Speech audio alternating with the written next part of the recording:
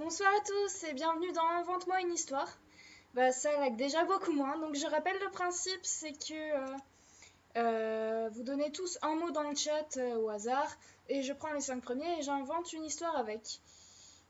Hop, donc du coup j'attends vos mots avec impatience,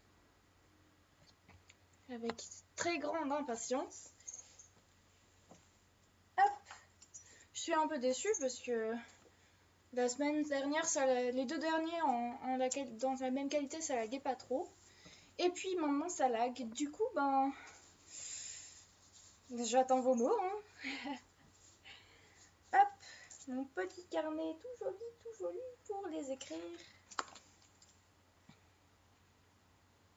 Allez, donnez-moi des mots. Soyez mignons.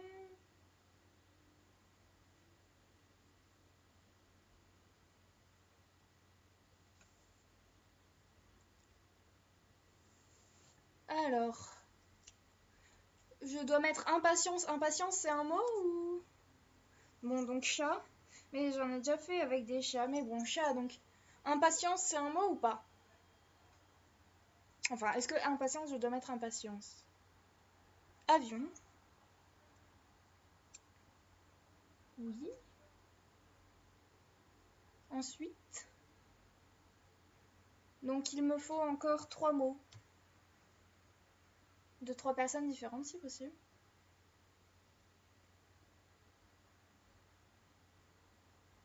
Oui, impatience n'est pas un mot, je veux bien, mais en attendant, il m'en faut. Chandelle.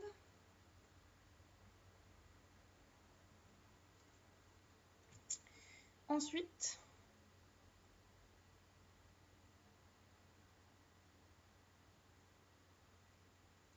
D'accord, j'attends vos mots avec impatience.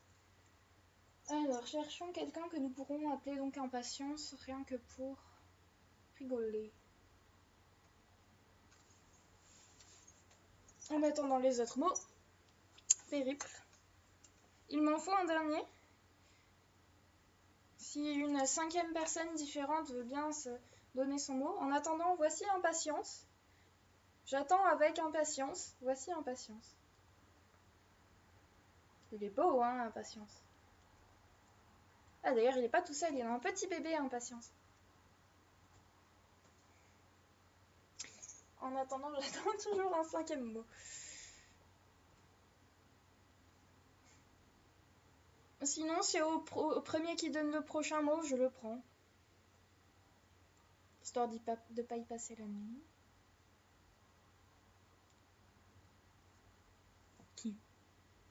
Un 5e mot de n'importe qui.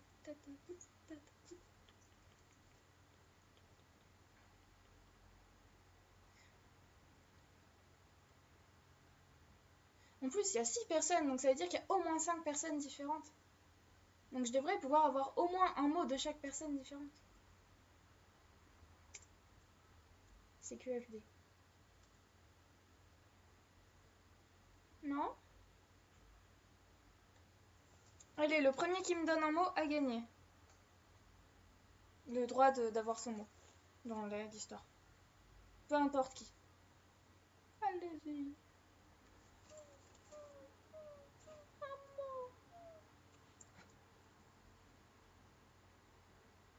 Oui, bon.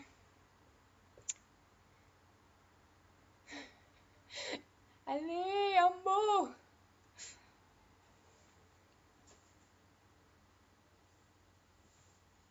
Koala, merci. Bon, génial. Allez, je vais réfléchir à tout ça. Est-ce que je vais faire la suite de la semaine dernière? Pourquoi pas? Sur ce, je vous laisse avec le générique. Tan tan tan tan tan.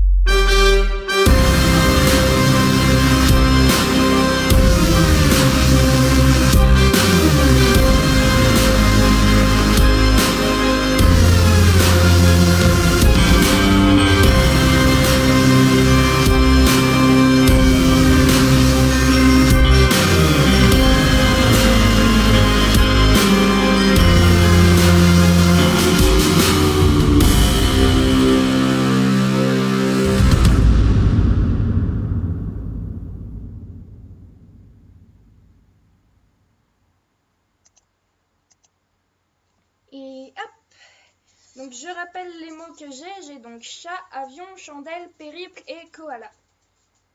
Alors je pense à partir de l'histoire de la semaine dernière où j'avais dit que je ferais peut-être une suite. Du coup je vais faire un petit dans l'épisode précédent. Alors nous avions un petit garçon et sa chèvre qui étaient Enfin le petit garçon était le susnommé d'une prophétie. Je ne sais pas si ça se dit. Et donc à la fin de cet épisode-là, il se retrouvait avec un grand pouvoir et un énorme marteau pour aller sauver le monde. Du coup, nous sommes au moment où il part sauver le monde. En fait, le monde, ce monde en particulier, il est gouverné par un tyran pour qui les nobles, en fait, c'est vraiment... ils sont choisis en fonction de leur vertu, c'est-à-dire en fonction de tout l'argent et toutes les richesses qu'ils peuvent donner au tyran. Quant aux autres, les petits merdeux qui n'ont pas une thune et tout ce genre de choses, ils peuvent aller racler la boue pour trouver 3 pouces de bambou à manger. Donc c'est le chaos total en quelque sorte, c'est-à-dire que les riches, ben, ils sont riches et ils sont contents, et les pauvres, ils sont pas pauvres et ils sont pas contents. C'est très manichéen. Pardon, mais bref. Donc,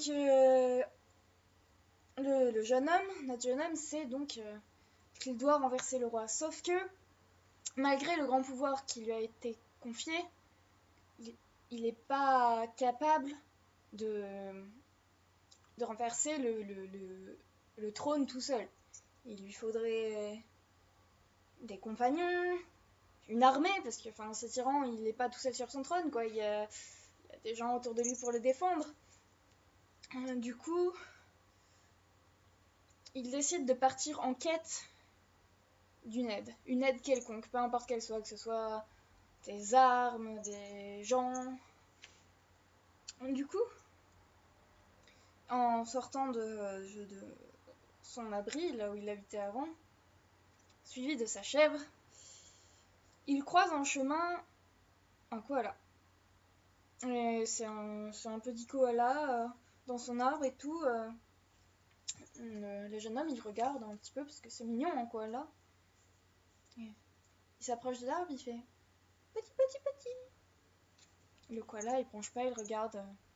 Limite, si c'est possible pour un koala, il hausse un sourcil. Viens là, petit, petit, petit.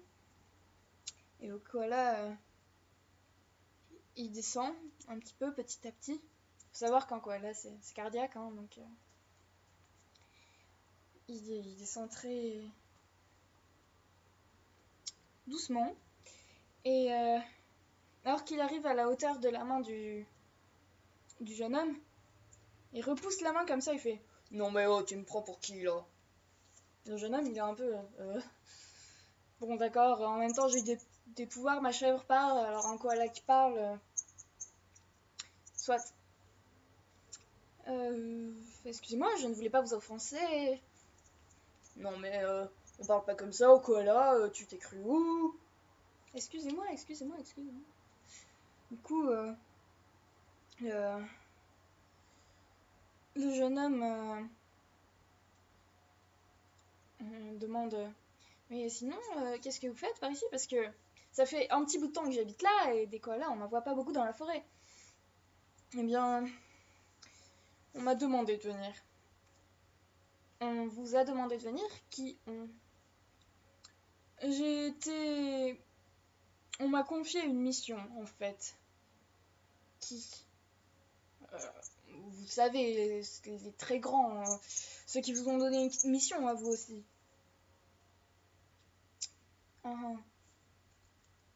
Enfin bref, voilà. Je sais que votre tâche n'est pas très facile à accomplir et j'ai été envoyée pour vous donner des indications. Ah, vous êtes là pour m'aider pas directement. Disons que je ne suis qu'un message et je ne prendrai pas part à aucune des actions. Et pourquoi? Parce que je ne suis pas payée pour ça, tout simplement. Bon. Bien, mais quelles indications avez-vous à me donner? Eh bien, le koala, il sort une paire de lunettes derrière son dos, je sais pas. Et puis il sort, il fait... Et puis il y a une espèce de missive qui sort devant lui. On m'a dit de vous envoyer dans les montagnes au sud-ouest. Vous trouverez là-bas le compagnon le plus fidèle que vous pourrez avoir. Voilà. Ainsi, et c'est dit que vous le trouverez dans les ruines d'un ancien temps. J'espère que vous comprendrez, parce que moi, ce n'est pas très clair. Du coup, il reroule la missive et elle est plus là. Il enlève ses lunettes. Bon, sur ce, c'est pas comme si je venais de me réveiller, mais il est temps de me recoucher. Et il remonte dans l'arbre. Il se met sur une branche et puis le garçon il regarde sa chèvre et il se dit mais le compagnon le plus fidèle que j'ai jamais eu c'est ma chèvre. Je l'ai toujours avec moi depuis que je suis seule. Puis il relève les yeux vers le koala et il a disparu. Bon. Puisqu'il en est ainsi, allons dans ces montagnes. Du coup, il commence son périple vers les montagnes. Il arrive dans un endroit où non seulement il y a de la montagne, c'est de la grosse forêt, bien en pente. Donc, il marche, puis à un moment, il arrive dans une grande clairière. Et dans cette clairière, il y a des grosses ruines. Ça semble être du cuivre et de l'acier, et plein de métaux à la fois. Et ça ressemble drôlement à ce que nous, on pourrait appeler un avion. Et lui, il sait pas vraiment ce que c'est. Pour lui, c'est les ruines d'un ancien temps, une ancienne civilisation perdue. Il a entendu des légendes racontées par le vieux dans l'auberge, mais sinon, voilà. Donc il s'approche et il y a un endroit où il y a une entrée et il voit que c'est vachement sombre à l'intérieur, donc en fait il voit rien. Donc il attrape une chandelle de son sac de voyageur et il n'a pas de briquet. Et du coup au moment où il essaie de se souvenir pour comment il pourrait faire pour allumer la chandelle, alors qu'il claque des doigts, la chandelle s'allume. Alors il s'avance dans le fuselage. C'est complètement dévasté. Il y a des carcasses de sièges et c'est envahi limite par la végétation. Il avance et puis tout d'un coup il voit deux yeux briller dans le noir. Alors il recule de quelques pas, effrayé. Puis les yeux s'avancent vers lui. Il recule. Il arrive vers la sortie. Et au moment où il arrive dans l'encadrement de la porte, la lumière arrive sur l'endroit où il y a les deux yeux. Et là, il voit un gros chat. Genre chat persan avec les poils bleu-noir. Le chat, il s'avance. Je vous attendais. Et le jeune homme, il fait, mais vous aussi, vous avez été envoyé par... Plus ou moins, oui. Disons que je me suis moi-même envoyé pour venir vous aider. Vous voulez dire, vous êtes un de... Plus ou moins, disons que je ne suis pas en haut de la hiérarchie, mais je ne suis pas en bas. Quoi qu'il en soit, je serai sûrement votre compagnon le plus dévoué pour cette mission. Alors, le jeune homme, il est content, et c'est bien, mais à nous deux, on renversera pas un empire. Et le chat, il regarde, il fait, je sais très bien, mais je sais aussi où est-ce que nous pourrons trouver une armée. Je vous prie, suivez-moi. Et tous les deux, ils s'enfoncent dans la forêt. Et ils partent à la recherche de leur armée. Et du coup, la suite dans le prochain épisode. Du coup, j'espère que ça vous a plu. Ça pas beaucoup avancé, mais je pense du coup finir au prochain épisode qui aura lieu mardi soir, normalement. Parce que maintenant je ferai les épisodes le mardi soir plutôt que le vendredi soir. Voilà, voilà! Et je crois que j'ai beaucoup dit et du coup cette fois-ci. Hop!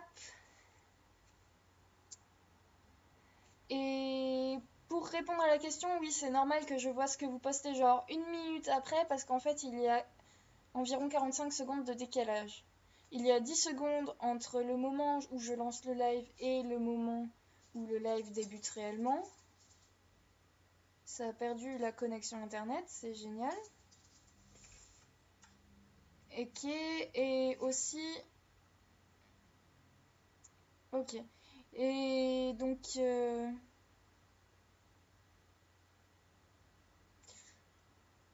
Ok, bon, ça c'est pas grave, je dirai tout par commentaire.